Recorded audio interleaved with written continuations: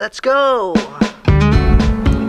So yun, kasama ko nga pala si Papa J Rides. So yan, siya yan yung naka Raider FI na 150. Bali pupunta kami ngayon sa kay MotoZ. Kukunin namin yung sticker namin na pinagawa sa kanya.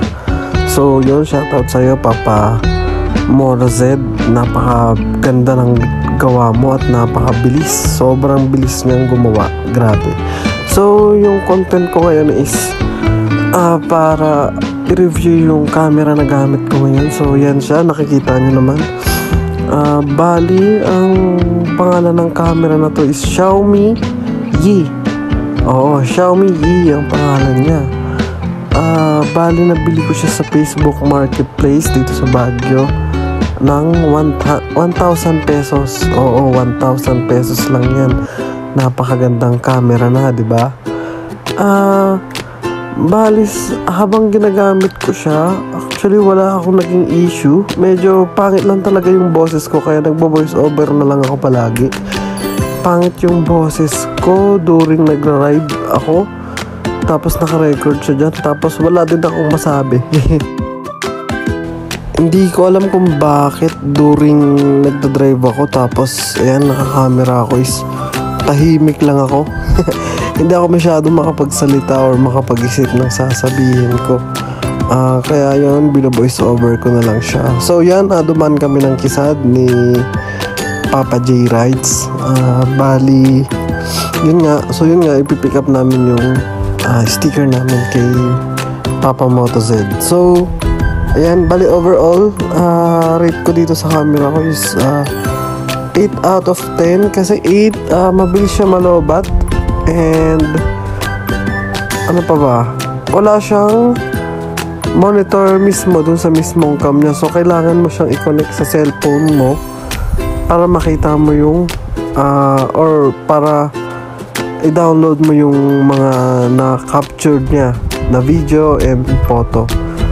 And okay naman siya, stable naman siya yan.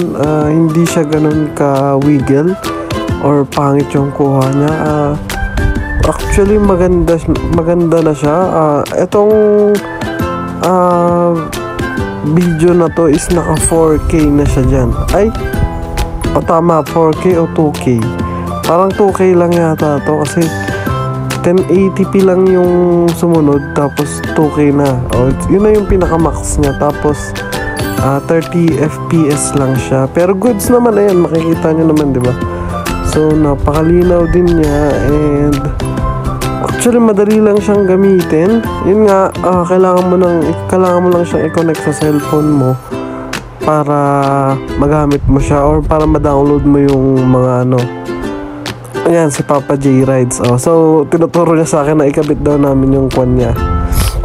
360 cam niya. So, yun, bali, ayan, nakuha na namin. Tapos, na-traffic na ako dyan. Pauwi na ako dyan. Actually, yung first video is putol yun. Dahil, yun nga, mabilis malobat yung 360 tuloy. Yung Xiaomi Gina camera ko na action cam. Kaya, yan. Bali, cut na to is hinatid ko lang yung kasama ko para magpa-adjust ng brace niya. Tapos ito, pauwi na ako nito ngayon and yan, wala akong magawa kaya nag-video na lang din ako. Sobrang traffic, grabe. To sa may BGH to, pababa na actually pauwi na ako nito ng Camp 8. Grabe yan. So hindi talaga makausad. Sobrang traffic kasi rush hour, uwian din ng mga estudyante. So yun din yung tingin ko. Tapos ito pa, sumabay pa itong mga bus na to, yung mga tourist na umaakyat dito sa Baguio. So yun, yun lang. Bali talagang actually hindi ako 100% satisfied sa camera ko. Yung sabi ng iba is mag GoPro na lang ako, pero yun nga, medyo kapos pa tayo sa budget kasi nag-uumpisa pa lang naman. Kaya sumubok muna ako nitong G na action cam na to. Pero goods naman siya para sa nag-uumpisa, di ba? And actually wala ka na rin masasabi, worth 1,000 pesos tapos ganito na kalinaw yung camera. So yun lang guys, bali yan, pauwi na rin, matatapos na rin tong video. And ano na lang siguro, RS na lang sa lahat ng mga riders natin dyan, and especially dun sa kay Papa Shred na nagpipitek dyan sa Luwakan, and sa lahat ng mga tropa. Yan, ingat!